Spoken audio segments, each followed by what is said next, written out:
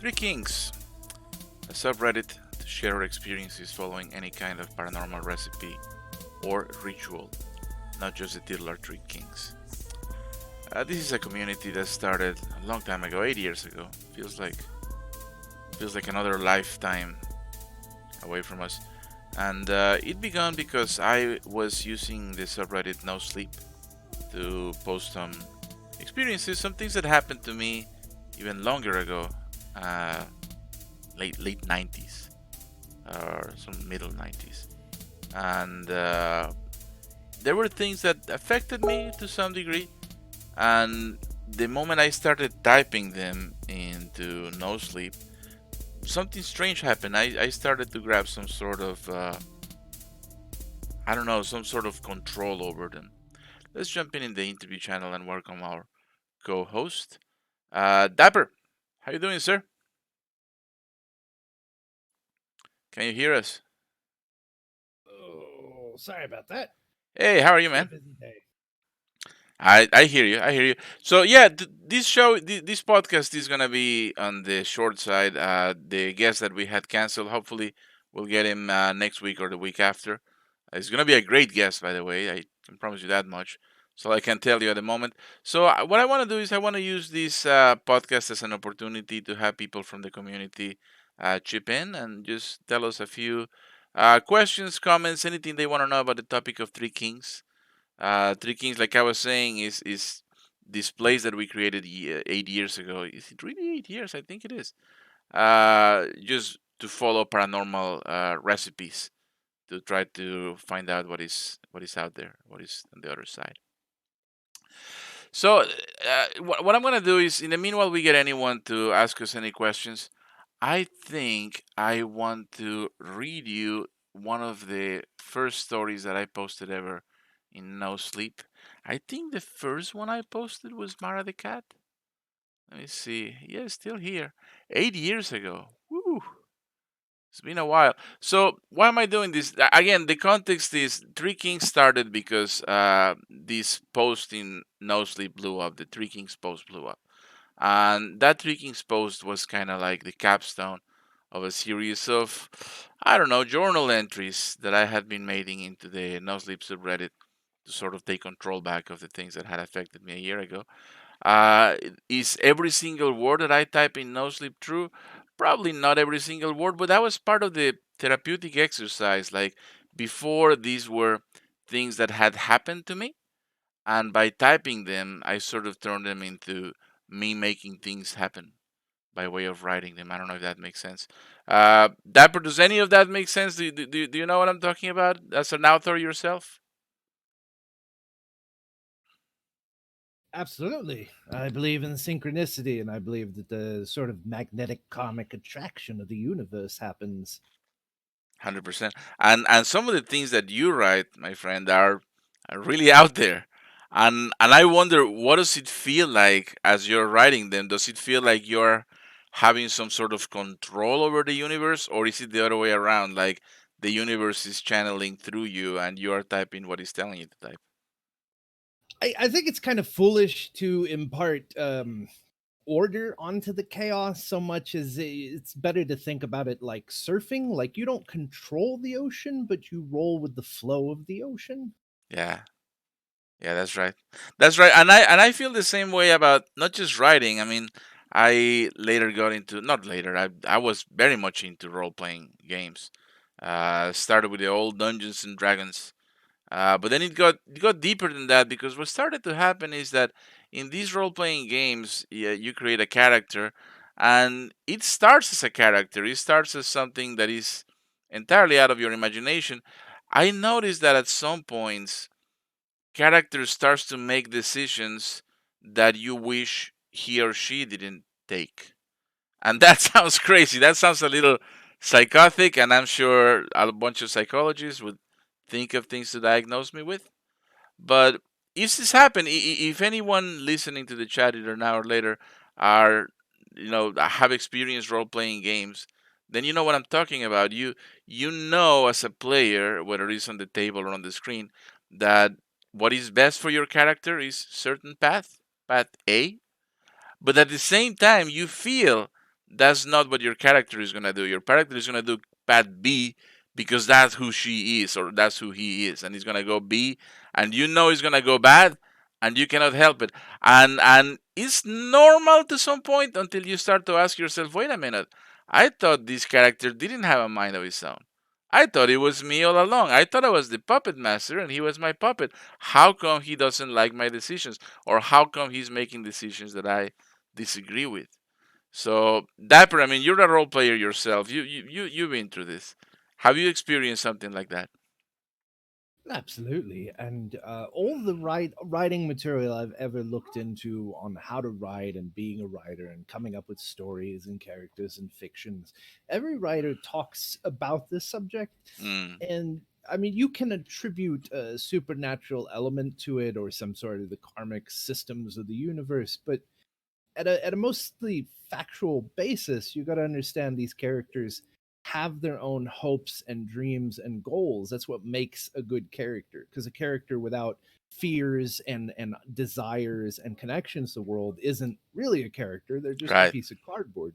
But once you establish these where they are, where they want to be, systems onto a character, the character starts following these trajectories. If you leave them alone, this is where they're going to try to get to and what they would try to accomplish. And then you have the chaos of the world having multiple characters with multiple conflicting arcs.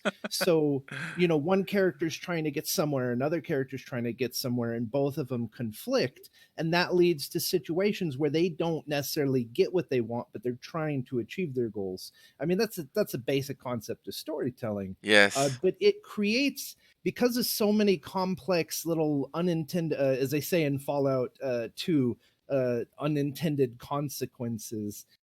These things create a sense of unexpected chaos where things happen that the storyteller isn't even aware that's going to happen, because the characters create synergies, or whatever the opposite of synergies is, Right. conflicted synergies. No, I And understand you completely. I so understand you that completely. this stuff emerges naturally and organically from good development, where these characters all have things they want, but the world itself ends up creating a chaos because of that.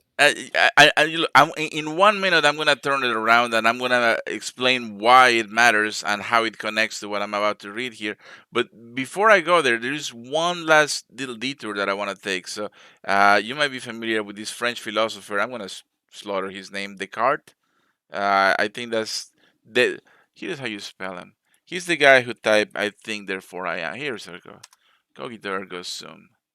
Descartes, Rene. So the way I understand it, as philosophers are wont to do, he asked himself, "How do I know I'm real?" Basically, that's the way I see it. Someone will correct me if I'm wrong eventually in the chat. But basically, as a philosopher, he said, "Well, how do I know I actually exist? I could be the dream of some divine entity, or I could be a simulation." I don't think in those ages they understood simulations the way we do modern days. But basically, he wanted philosophically to have some sort of proof of his own reality, of his own existence. And after thinking a long time, he came up with Cogito ergo sum. I think, therefore I am. The fact that he could think, the fact that he had sentience and he could have some sort of reason, self, just by itself, it was proof of his existence, right? So why does this matter? Because Dapper, what have we just said about characters? They think, you know, and it's a little scary. I mean, but they think, and there are some places, there are some moments in the certain role playing sessions that get really intense, where or it doesn't have to be role playing. You could be a writer, and you could be writing your character in a novel, and there are certain moments authors will tell you when they feel the voice of their characters clear as a bell. There are things they want to do. There are things they are choosing to do. There are things they are thinking. Therefore, they are. And who's to say they're less real than we are? We think too. So that's a That thought. Go ahead. one of my I'm obsessed with Taoism for the same sort of concept. That in Taoism, they believe that there's a flow to the universe, and if you try to fight the flow, you struggle, and if you go with the flow, things become easier. And so, a lot of role players or storytellers will try to enforce their ego upon the world, and these characters have to do what I say and go where I say, and it struggles, and the story doesn't work. But as soon as you go with the flow of the characters, everything just naturally pours out. Exactly. Exactly. Which makes me think that if we can somehow consider these characters as sentient because they make decisions on their own, then that reminds me of what we were saying 2 episodes ago about how rituals are powered by the strength of belief, right? And this is a common theme. I think we also mentioned it with Brian in the Black Eyed Kids episode. If there is enough, let's just call it faith in the world about certain thing being a certain way, then mystical laws of causality make that certain thing be that certain way because a lot of people believe it is. Right? It applies to characters. It could possibly apply to rituals, and it could possibly explain a lot of what goes on in Three Kings, right? If enough people are following a certain pattern and there is a certain ceremony and process and just stagecraft to the stuff that you are doing, then by following those precise steps and by believing that those precise steps matter, you're making them matter. And you are creating the effect that you believe there is, perhaps inadvertently, but perhaps that's how the world works. So let's go ahead and read Mara the cat. If there is anyone at all in the chat, let me put a quick message in Discord encouraging people to come in. Just And a brief comment. The yep, internet says that his name is pronounced Descartes. Descartes, as in Day the one like that you put before the horse. yes, but like daytime. Descartes. All right. Like if you were in Jamaica and you said, "Let's get on Descartes, man." All right. Feel free to step in the chat and ask us anything. So there it goes. All right, so let's go ahead and read Mara the cat. It's a nice little story. Happened when I was pretty small. It has a bit of a freak ending. Here we go. Hi everyone. I'm glad this subreddit exists. I like the whole concept of treating everything posted here as if it's true. This helps me. I think that's what I was talking earlier at how it gave me some confidence and just gave me agency again about this stuff that happened to me when I was really very very young. In fact, the ending of this is when you tell a story so many times, you start embellishing it without realizing it. And it comes to the point where you yourself cannot tell how much it really happened and how much you added along the way, kind of like a snowball that picks up detritus as it goes downhill. So, this is one of those stories because it's the earliest one. It's one of my earliest memories. And the stuff that happened in the end is pretty dramatic. And now as a 42-year-old person, I'm thinking, did this really happen? But as how old was I here? 36. I was absolutely sure that that's how I remembered it. So anyway, it says this makes things easier to write down. You can believe what you will, and I can just get things out of my system and move on. That's the mindset that I had 8 years ago. I just wanted to get it out. Won't even make a throwaway account, it looks like, although I'll try not to keep personally identifiable information either. Anyway, I've stumbled across some interesting stuff in my life, to say the least. Today, I think I'll tell you about Mara the neighborhood cat. I was maybe 8 years old, so this is Mexico, by the way. I think I mentioned it later in the story. We would play soccer in the street. All the neighborhood kids, this is a big thing in Mexico that we do. We just come out of the house and put 2 stones on the And street. this was what, Mexico City? This is no, it's a different town. Mexico City is south. I don't think I'll get in trouble if I say it. Like a large city or a small city? It's at the time it probably had like 100,000 people, Oof. which compared to Mexico City is nothing. It's less than nothing compared to Mexico City, but it was big enough. It was big enough, and my Okay. house was in the hills, in the edges of the city. So today the city has grown. It has expanded. It doesn't have like that whole area that used to be a forest is converted in apartment buildings now. But back in the day, it was pretty hilly, and there were streets going down. I think I get into it. Let's see. Some of the fondest memories from childhood are about running around with a soccer ball, Picture a narrow street in some city in Mexico in the 80s, the sun setting down, and half a dozen kids really enjoying being kids. I have kids today. There is absolutely zero chance that I would let them play soccer in the street. But in the 80s, my parents obviously did not believe that, and they let me do whatever I wanted. I would get my bike and I would just go out on my bike and come back at sunset. Uh, our neighborhood was on a steep hill. Through some empty spots of undeveloped land between houses, you could see the city below with all of its lights. Yeah, it was a hill. And there were roads coming from the top of the hill, winding around here and there, and the occasional junior. So, okay, which is how we call rich spoiled kids, would come racing down with daddy's sports car now and then. So, another, all of this is factual. So the hill, the houses on the top of the hill were some pretty rich mansions, and you would get your Lamborghinis, like, which is, you'd be surprised, Mexico did have Lamborghinis, and they would just race down as fast as they could down the hill, and then everybody would have to shout it out, right? We were playing soccer, it's carro, carro, and we all moved to the sidewalk, and then Mara was a large brown grayish cat that nobody owned. She lived in the empty pieces of land between houses. We call those baldíos. Oh, here it is, terrenos baldíos. And was not really aggressive, but nobody could pet her. She never hissed or she never attacked anyone that I remember. It says here she never let anyone get close.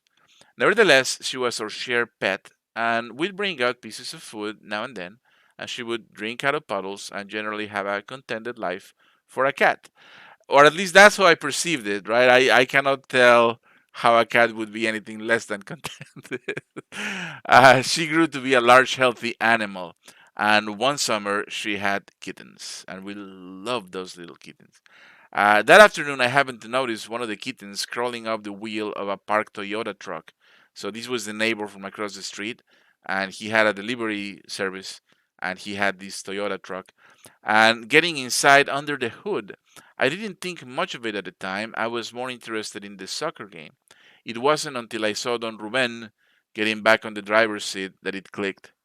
So, as you can see here, what I set up is the kitten is about to get minced, right, in the engine. So stop, I yell at the top of my lungs. He looked at me weirdly. I ran and told him there was a kitten under the hood. Picture half a dozen children looking down and in as he opened it up, and sure enough, there it was. So the kitten was sleeping, it was a black cat, by the way. The kitten was sleeping right on the engine block, all cozy and cute. I picked it up and placed it gently on the floor right in front of Mara, the big cat. And she was looking at me. I mean, she was actually looking at me, right? So there's something about animals, Dapper. Sometimes they look at you because I think they want food. Like I remember all my dogs, that's how they looked at me. But this cat, when I saved her kitten, I could swear she stared at me right in the eye, man.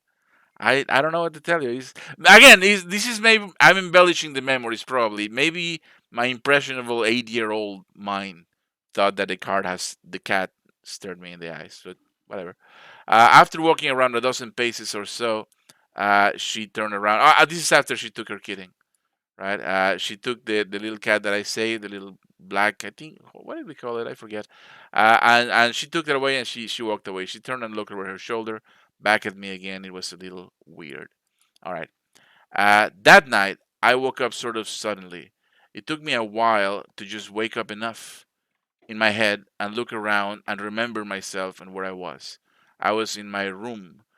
Of course, the clock said it was 3:30 a.m. I don't know if this is significant. This is the same time that we use for Three Kings. And later on, I Googled it, and apparently it's called the witching hour, supposedly because it's the reverse of the time when they killed Jesus Christ. Have you ever heard that before, Dapper? 3:30 I a.m. have never heard that before, but I would not put any doubt into it. Yeah, I don't know when I googled it. Apparent witching hour 3:30. It was dark as shit and so quiet. Well, I it's felt also you got to understand it's the sun is completely absent at that time at night, and the moon is dominant if there is a moon out. But if it's pure darkness, then it's overseen by the darkness. I think it's yes, that's right. And I think this is the time where most people are asleep. Like even the night owls eventually had to hit the sack. So so pretty yeah, it was dark and very quiet and I felt weird. I felt still and there was this scratching sound. That's the only thing I could hear, just this scratching sound. I lay down again and I tried to sleep, but the scratching continued, even more insistent. It was like, I tried to ignore it, but it wouldn't go away. Finally, I sat up and looked behind me. My bed's head was under the window, and it was Mara. She was outside the house, scratching the window glass with her paws and looking at me. Uh, the first thing my brain got was that she was wet. That's when I noticed that there was a very light drizzle outside, a tiny, nothing little rain that didn't even make noise. But this cat was getting wet out there and pawing at my window and looking at me. So I thought it was very. I didn't write it here. I also thought that she wanted food. But this is because I was sleepy and because I wasn't thinking clearly. Mara never would ask food from anyone. She didn't let anyone pet her. She was like super proud. She was a proud cat. So what was she doing out in the rain? Cats don't like water. And what was she? It wasn't like a heavy rain, but she was getting wet and pawing at my window. All right. To this day, I don't know why I left the room in my pajamas, 8 years old. I didn't tell my parents. Jesus Christ. If anyone listening, please don't try this at home. Stay in your room. don't don't leave in your pajamas because a cat is pawing at your window. I opened the door and instead of coming in, the cat moved as if she wanted me to follow her. I started following a cat at 3 in the morning under a light drizzle in my pajamas, barefoot. I didn't have to walk long, maybe 20 feet, then I heard it. So this is the part that I remember. And honestly, I wrote it a little dramatic here because what I remember is really just flashes. It says, Jesus Christ, for as long as I live, I'll never get that out of my head like a rolling thunder, loud as fuck, about 30 people screaming their lungs out. I don't think this is possible because I don't think I would have heard them. I'll just continue. It was already on fire. I swear it happened so fast. 3 seconds. Maybe the screaming. God knows when did the driver realize he had no brake. God knows why it was on fire. The boss came down here like a banshee from hell and just smashed into my bedroom at 80 kilometers per hour. Smash it. So remember what I said about my house being on the hills and how juniors would just race down. This was not a junior. This was a bus, and I think the bus lost the brakes.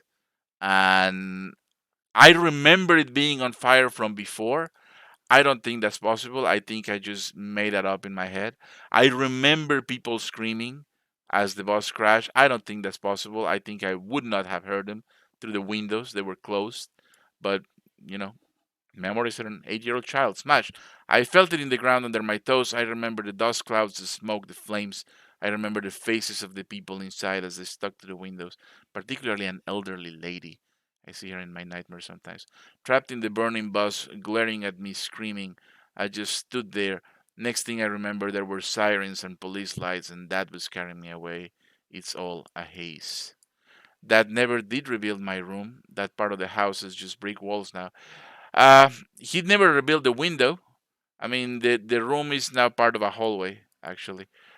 He harangued some county officials until they installed some guardrails in the corner of the road above. Just some little metal things. Honestly, they will not stop the next boss. I hope there's never a next boss. And it was hard playing soccer on the street after that. It was hard doing anything after that. I was fucking shocked.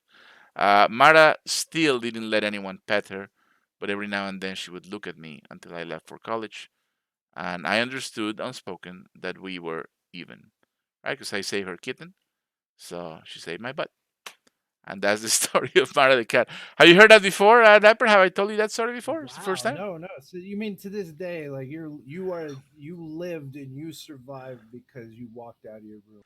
Because the cat told me a boss was coming my way. You know. That is, my mom. Okay, so my mom grew up in Northern California, and there's a lot of countryside, like farmlands. And her farm that her parents had, it was rice paddies, was off of a major highway, and there are ditches alongside the highway. So she had all these stories about cars swerving off the road into the ditches, and like there were souls that wandered her house Jesus. because there were just like tragedies on the side of highways with ditches. And I've heard stories like this, but this is some next level stuff. Yeah, I googled it. I tried to find. No, if I do this, I'm gonna dox myself. But just trust me on this. I tried to find it. I did find a note about a bus losing its brakes and crashing. It didn't say it crashed into a house though. It said it crashed into another car. But look, I mean, I have pictures of the house with a window, and I have pictures of the house with no window because we built a wall over it, and my room was not there anymore. They turned it into a sort of little hallway that communicates two other different rooms, and I slept elsewhere, just inner in the house ever since. But I was shocked, man. I don't know what would have happened. I mean, the bus was pretty badly damaged. There were casualties for sure. I am positive people died. I don't know how many. The room was in pretty bad shape. The bed was right under the window, and the window was right there facing the wall. So you know, if I had been sleeping there, I think I would have bought it, man. This is Donnie Darko stuff. You saw the movie, right? How an Oh airplane yeah, that's a lands. good movie. Yeah, no, I love that movie. So this wasn't a you know airplane engine, but Well, his history is filled with like visions and prophecies and foreshadowing that people receive that redirects their life, and or like deja vu happens a lot, where people end up in these situations where if they had chosen differently, they would not have survived.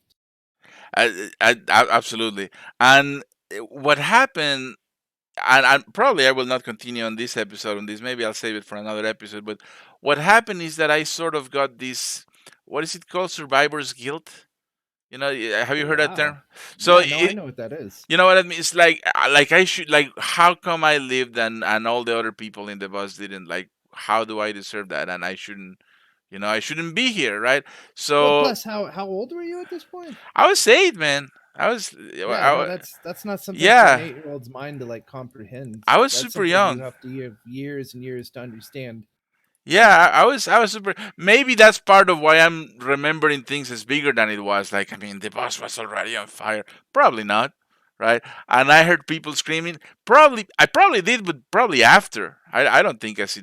Anyway, I wrote what I remember, and yeah, I got this survivor's guilt. I felt like I shouldn't, like, if there is such a thing as fate, then I was supposed to check off at 8. That's where I was supposed to clock out, and it didn't happen, and somehow it was wrong. It was a glitch. Like, now it was, now the system is bugged because things didn't go as planned because a cat intervened. And I was a teenager when I was thinking those things. You know how teenagers are. We're emo and just wearing black and just have your hair cover one of your eyes. And I'm here because it's a glitch, and fate is against me. But that's what I believed at the time, and those emo teenager stories is what led to other things that happened, and eventually is what led to Three Kings. It kind of reminds me of the opening to Magnolia. I don't know if you ever saw the movie Oh, Magnolia. I love that movie. Yeah, That whole opening where the dad has a shotgun, or the mom's threatening the dad with a shotgun or whatever, and they don't think it's loaded, and then the son's up on the roof going to commit suicide, and he jumps off the building, but there's a net to catch him, but then it turns out the gun is loaded and it goes off and hits the kid as he's falling and kills him when he would have survived jumping off the building. Like these weird twists of fate, and that like life is full of these strange little events, these butterfly ripples that you could have not been here, but that cat saved you. That's exactly what I think, man. That's so somebody in the comments found something. Let's see. And it's deleted, but interesting. When did this happen? 2002. No, no, this is not it. This is 2002 is way too late. Same state though. That's a little creepy. Yeah, but that's not the one. All right. What else do we got here? Don't mean to intrude or anything, but howdy, I'm here now.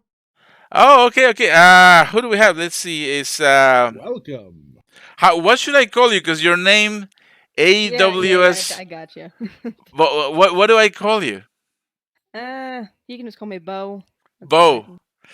thank you for joining us, Bo. As Yeah. you can see, it's a slow episode. I was killing time by just telling, stories from my childhood.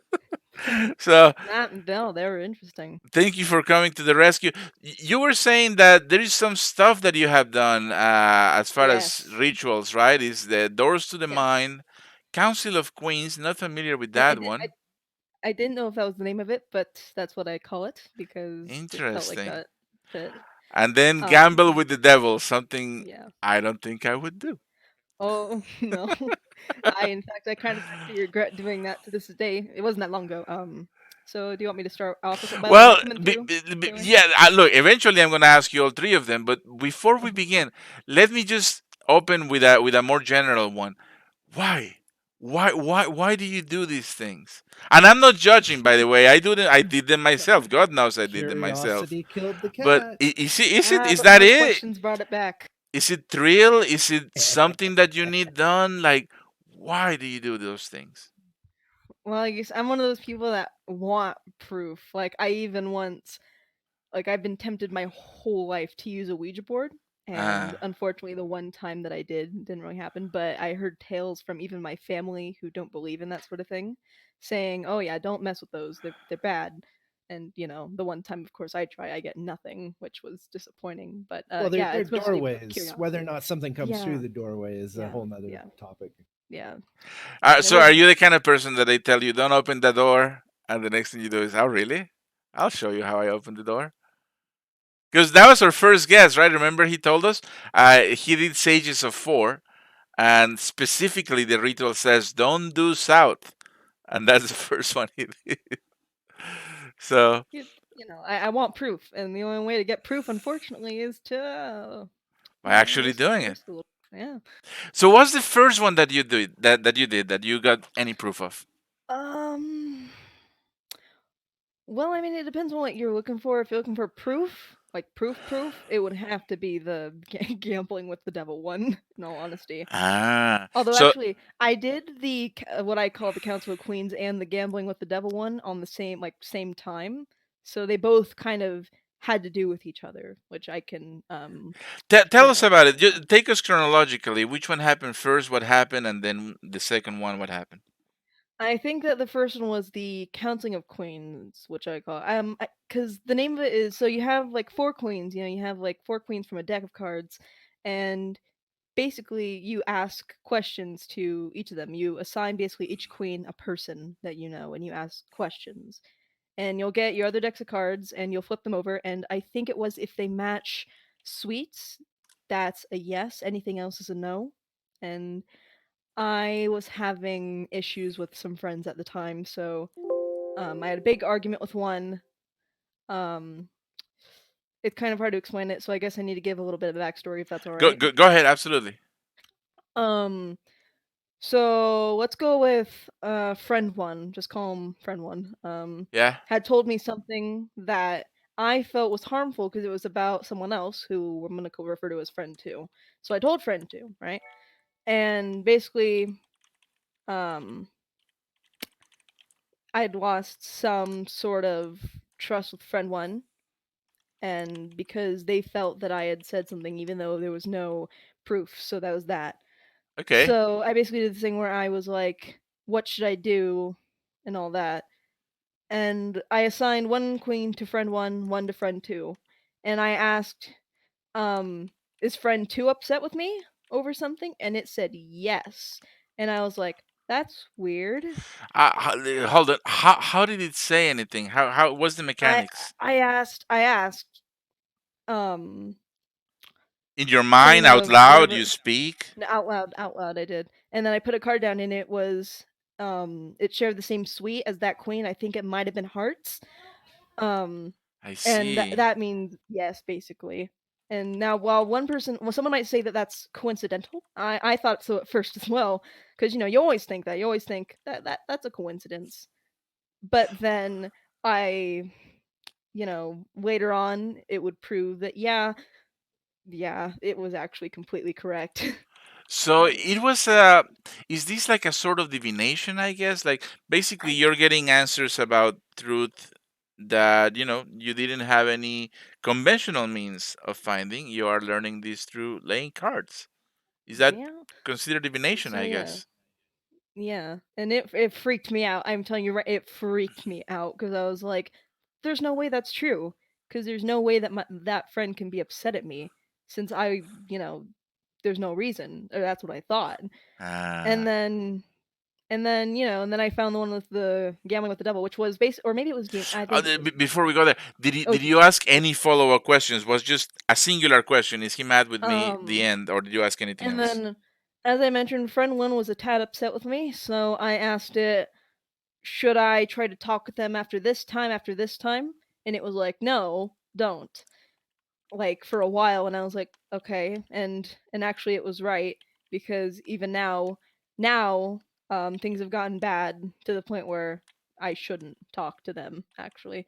And so oh, like I don't So think I could talk to them if I tried. so that's two for two, right? You asked two questions, gave you Oh two yeah. answers. Both of them turned out to be spot on. Oh yeah. Like I've to this day I'm like I want to try it out again to see if there's something I can do if it thinks that there's something I can do, but at the same time I'm scared of what the answer is going to be. That's Cuz very you always are. You're interesting. always like you could get an answer you don't want. That's very interesting. Yeah. I'm gonna get to the gamble with the devil in a moment. Let me just Yeah. insert this brief parenthesis. So, at the beginning of the podcast, Dapper and I were talking about role playing games. So, I Mhm. used to have my role playing game troop. It's just a group of guys that we always used to roll with, and it was a system that we created. And in order to decide if something was a certain way or not, we would roll dice. Right. So in the game, we would say, okay, is this NPC friendly? Roll the dice. Comes high. Oh yeah, it's very friendly. Is this NPC, hiding something? Roll the dice. No, it doesn't hide anything. We had that system, right? And Yeah. one day, one of my friends started applying that to things outside the game. So we were camping, right, and we were inside the tent, and the dog approaches, just a random dog that we had no idea of, and he goes, "Is the dog friendly?" It started as a joke, and he rolled the dice, and it's like a really high number. The way we roll dice back then is a weird system. I don't want to get into details, but basically it gives you a result between 1 and 30 by using a combination of a D6 and a D10. So anyway, I'll explain it later. But is the dog friendly? So he's like 28. Oh, super friendly. So then he extend out his hands. Come here, boy. Come here. And the dog walked in and started licking his hands. Oh yeah, he's friendly. Is the dog hungry? Rolled again. And he was like 24. Oh, he's hungry. Do you want a bone dog? Yeah, yeah. And then we gave him. I think we had ham in the something. And he started doing that with the dog. Like I would say 7 or 8 times. And each time it felt like it was right on, like it was very spooky. So it was not queens, it was not cards, it Oh was no, it's dice. dice. It was dice, and it worked. And I it, would just like to interject. yeah. This is essentially Cleromancy, which is called casting lots. This goes all the way back to like Roman times, and further back than that. It's they would roll dice, or you would like put bones or something that would give you random numbers, and those random numbers would give oh god, what's it called? Essentially outcomes. I can't think of. There's a Chinese one that Oh, I'm sure I Ching. Robert Nelson always used to talk about. I'll get Yeah, back yeah, in a yeah. second. No, I Ching is right here. That's it, I Ching. Yeah, yeah, yeah. I'm sure I'm pronouncing it wrong.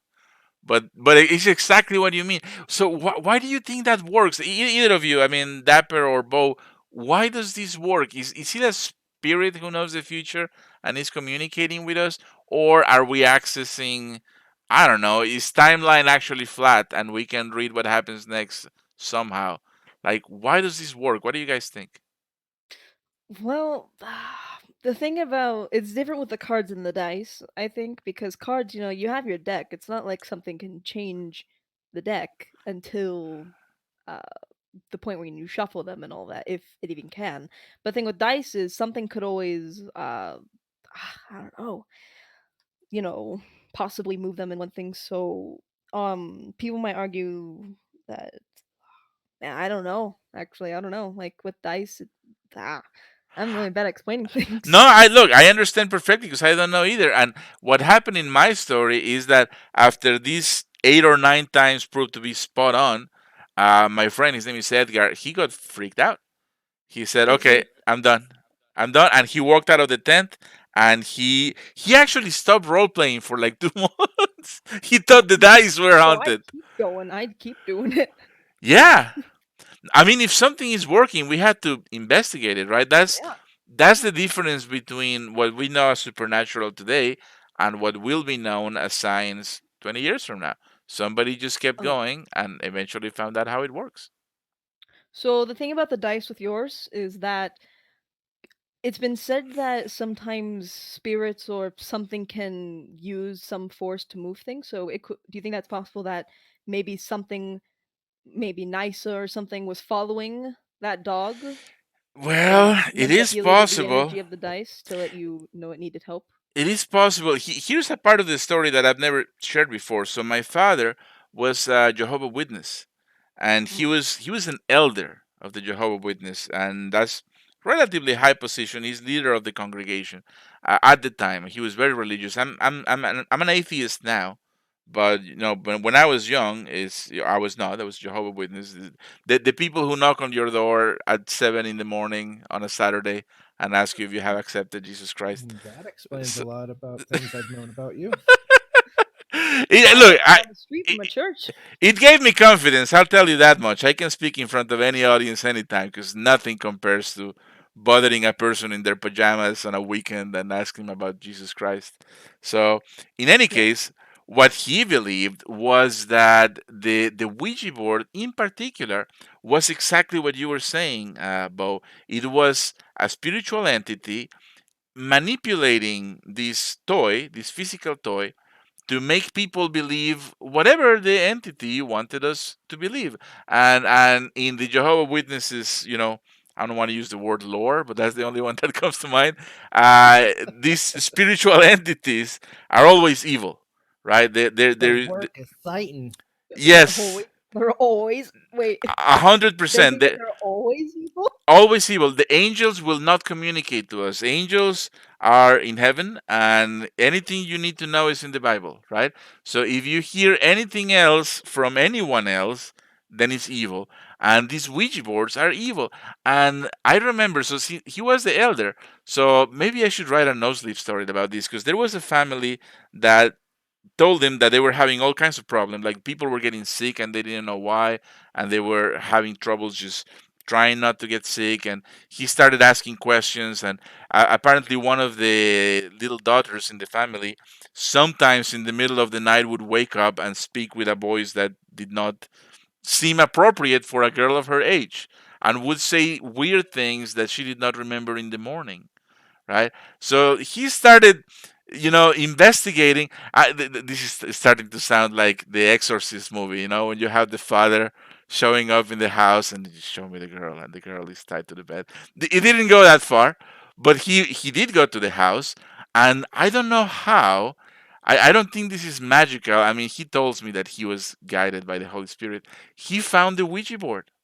He found the Ouija board. It was hidden under the bed, and the girl admitted to using the Ouija board, which is a sin in the Jehovah Witnesses. If you are baptized, then they will excommunicate you for that. We didn't. That's not the term. It's called expulsion, or Oh, disfellowship in English.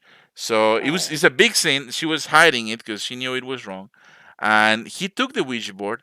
And remember how I said in my Mara the Cat story that there is some empty lots of land next to my house? So he took the Ouija lot to one of those empty lots, doused it in gasoline, and set a match to it, and the goddamn thing wouldn't catch on fire. I was Oh. watching. I was 100% watching. It didn't catch on fire. He spent like 3 hours trying to burn the thing with gasoline. Oh. I'm surprised he didn't start a fire in the empty land. And when I've it heard a lot of stories where Yes. people destroyed them and they returned back to their house unharmed. well, Yeah, I heard that you're not supposed to burn them because they release all the energy that's trapped inside of them. oh, I wish I had Well, known also that. you can't shut the doorway once you've destroyed it. Whoopsie Whoop. doopsie. Whoops. Because all I remember is when it finally caught fire. I mean, again, 8-year-old memories, right? What I said earlier. But when it finally caught fire, the flames were green. Is that even What? possible? I, Green flames? the thing is, I think that something like that would stick with you definitely. So it could be childish imagination, or it could be that that was so traumatic that you couldn't forget it. Okay, Or okay, maybe okay. somebody doesn't want you to forget it. No, no, there's scientific explanation. The common cause of a green flame is the presence of chemicals containing copper inside the fire. Okay, thank God. All right, so maybe the thing was, I don't know, it had metal parts to it, and I don't know. But that's what I remember. So yeah, I mean, we started talking about cards and then went into dice and went into Ouija because we were saying why do cards work and why does dice work and why does Cleromancy work? And I just remember the answer my father would have given, which is very simple: is because there is demons out there, my son, who are manipulating these things and they're fooling you. They're taking you away from the righteous path. So, which leads us to your deal with the devil. Oh, Perfect you just segue. throw me like that. Yes. Though, quick question: did he burn the planchette? So the whole thing was inside a wooden box, Ah, and whatever was inside the box, probably mhm. copper. Now that I googled it, burned with a green flame. Burned with a green flame. Oh, and this brings another memory. He did that like 3 steps away from the spot where my cat had been buried. I'll save that story for another day. I have so many Oh, traumas, guys. I have so many I hangups. I But don't think that you're yeah, supposed to get rid of them near a place where something is buried. yeah, Maybe yeah. if you get rid of them at all. I mean, it sounds like pretty bad juju, right? Just Oh, to burn it in yeah, the first place, yeah. and And then then like we said, burning it, and all that. If you don't close the gateway, then bad stuff could still possibly get through. And especially since you said that the girl was trying to hide it, yeah. the girl was trying to hide it because it's a So sin in the Jehovah Witnesses. yeah, so there's a potentiality that when she, like, let's say someone like walked into a room or something, she might have like thrown it under her bed. So there Yes. is a potentiality that she never did close that gateway. Yeah. Oh, and I So think, for all we know, someone could be following her to this day good lord. Well, this from is that this is family. a long time. She's not a girl anymore. She's Oh, probably older than me. But you know what's the weird thing? I think this happened before my Mara the cat story. oh, And I ah, think he burned the Ouija board. Like I said, a few paces from the spot where in a shoebox we had buried my cat. I'll just tell you very oh, briefly. So I had a white cat.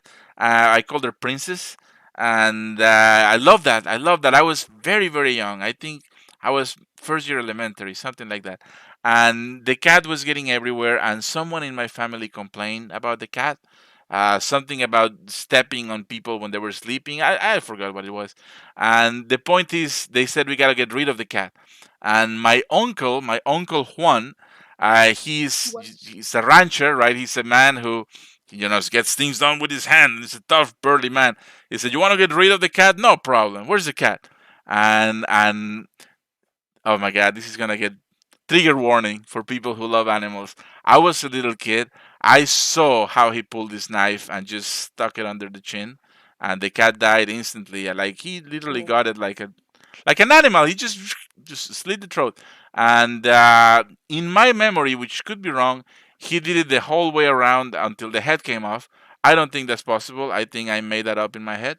But what is for certain is that he killed my cat in front of me like he was nothing, like he was oh, absolutely nothing. And then I went crying to my bedroom and I got a shoebox and we put it in the shoebox. And then I went out to the empty lot of land next to my house and we buried the cat there. And The same one they tried to burn the yeah, Ouija board. then and yeah. then a few years later we burned a Ouija board next to it. So and I then like to imagine in my head like that whole field is just filled with dozens of like tragedies. I don't Is there a know, house man. there to this day? Is there a Yeah, house? no, that's my house, and that's Oh, where the Mara the Cat story happened. I don't know if you listened to the beginning of the podcast, but basically, a boss. So this is a hilly. This is in the hills, and a commuter bus, I guess. I don't know, some passenger bus, lost his brakes up at the top of the hill, and couldn't slow down, and came crashing into my house, into what was my bedroom. I would have died for sure, but I wasn't there because a cat was the cat pulled me out, right? It's all next to it. This is all within 20 feet of each other. A dead cat buried, and a Ouija board, a bus crashing into the bedroom, and me saved by another cat. That's concerning. Jesus Christ! And I had never put it together until just now. So thank you, I guess. I feel bad for anyone who moves there. Like, Thank you. No, it's an apartment building now, so oh, it, better. it's an apartment. Yeah, my parents, they're very old now. They make their money because once everybody, my whole family, moved out of the house, they started subdividing it and renting out the rooms and putting miniature kitchens and miniature bathrooms. And there is like 5 apartments now. So Well, a I lot of hope no one people. brings another Ouija board around there because I got a feeling that they're gonna get some bad energy from that. Oh boy. I cannot tell him anything of this, and I hope he never listens to this podcast. He doesn't know that I'm doing it because he'll freak out. For a while, and then after that, he'll pull out his Bible and he'll do the same thing that Jehovah Witnesses do, and he'll do a few prayers, and you know, he'll be fine. All right, we have 10 minutes left. Oh, Tell us about the devil, Bo. okay, Yeah. so it's basically you pick a card. I did blackjack because that's the best one to do, and then you do. I think it was 3 rounds of it that I did. Um, and you basically go, and if you win, you know, then I think it was you get what a card of the deck that you're using, and this is the part that you apparently have to slice it across your finger, and if it draws blood, that means that any game that you play with that hand, you'll win. And I was Oh like, wow. yo, that sounds pretty nice. Oh So wow. So however, yeah. it said if you lost, it would take you something would be taken from you at any time something could be taken from you, a friendship, your soul, anything basically. So let me And ask you so two things. Let me ask you the first one is the same I asked at the beginning. Why did you do the deal with the devil? I I want to gamble and win with every I want to No, I gamble want to and win. win too. I mean, if I have to do it, then I better win, right? But It's because presumably, I thought go, to myself there's no way something so bad could happen. There's no way. But you at the were same you time were I was sure you frightened were because gonna obviously win. yeah, because both my parents they worked at casinos for like all their lives, so I was like, I know what I'm doing. I know what I'm doing. Um, I can see a blackjack when I see one. yeah. Yeah. Okay. And so I All right. lost, So and that you're. week, Oh, that's what I was about to go next. yeah, Yeah. So you I lost. Oh lost, crap. and the following week or two would turn out to be the worst I've ever experienced. Oh Lord. Um, What so happened? so remember how I mentioned the two friends, right? Yeah, friend Um, A, friend. Yeah, and yeah. then I did the counsel and it was like, oh yeah, they're both upset at you, and I'm like, why is the one upset at me? And but you can't exactly get an answer of exactly like why. Right. Um, and so basically, friend the one friend that I had told the secret that I felt was harmful to the second friend, they were super mad at me because for some odd reason, um, hang on. Okay, so I was in class one day. This wasn't that long ago. This is like a month and a half ago. So Yeah. the second friend, we were in class, and then I got really upset because I was worried that friend one was never gonna forgive me. So they took me outside and they were like, "Don't worry. I was so glad that you told me that thing because it had to do with me, and I really appreciate that. I'm sure that one day you guys will be friends again." And I'm like, "Okay, thank you." And then next thing I know, a few hours later, all of a sudden, friend two did a complete 180 on me and went and said that they could not trust me for anything. This was the friend who had comforted me like hours ago, Oh. and suddenly, to this day, I have lost two of my closest friends Oh God.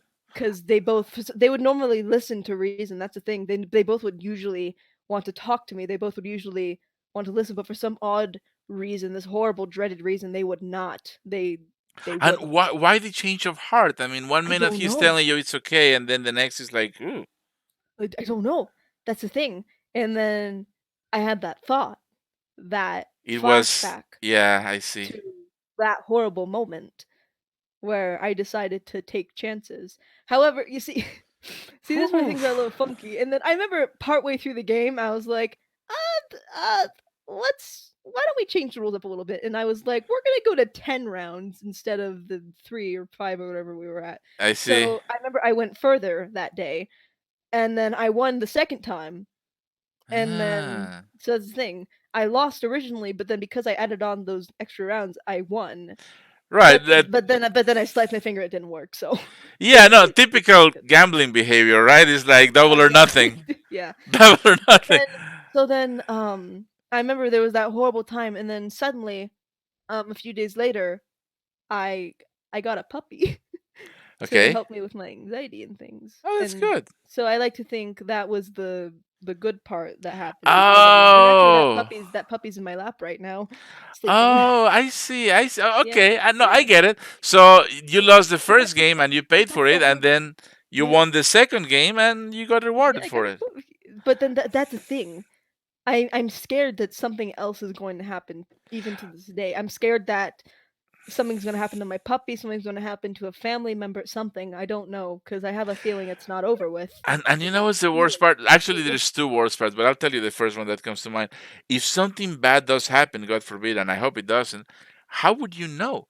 How would you know it has anything to do with this game versus just, being something bad that happened? Because bad things happen all the time.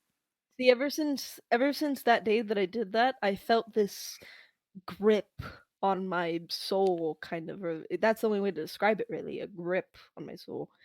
And I Jesus. remember when that horrible thing happened, it felt almost like I was being choked by it. But then, to this current moment, it feels like all there is it's kind of like a poke. You know, it's like Yeah. it's still there, almost like a reminder. It's still So there. yeah, so that's the thing that I'm a little it's but it's not bad, that's the thing, it's just like a little poke, so I don't know if it's just a reminder that I should be No, careful. it's like an IOU, right? Like, It's just like a, "Hey, hey." yeah, yeah, don't forget, don't forget. Yeah, So, you know what? There is a lot of people in the subreddit who are a lot more knowledgeable than I am. And I'm sure once they hear this podcast episode, you're going to be flooded with advice like, you should burn yeah, incense or you should, like, I don't yeah. even know how to get rid of those things. But I think people will volunteer help. So it's up to you, you listen and who knows? Who knows? How much time do we have left? Like 2 minutes? Yeah, no, no, it's time to wrap it up. But remember, I posited at the beginning of the podcast that these things are real because we believe in them. So Mm, if that is true at all, then the cure is also real because you believe in it, yeah, that's the right? thing, the feeling of the belief, from what I've heard, actually drags spirits to you. Like Ouija boards, they work because you believe in it. If you don't believe in it, Right. then there's a high chance you're not gonna get anything. A And actually, hundred percent. I have another story, but I can run it by you and see I if we I can save would that for next definitely time. love to hear this next weekend if you're able to show up next Saturday. Probably. I think I don't got anything left, We'll and I play think it I'm by planning ear. on doing some more next week. You're always welcome. You've been a wonderful guest. Yeah, I can run by that story for you after we're done here if you want. Yes, no, no. Let's save it for next week. Let's save it for Oh, next okay, week. It's a okay. good one because It's hu- we're hurting for Do you want me to tell you content. the name? Want me to tell you the name? It's Tell me the name. Tell me the name.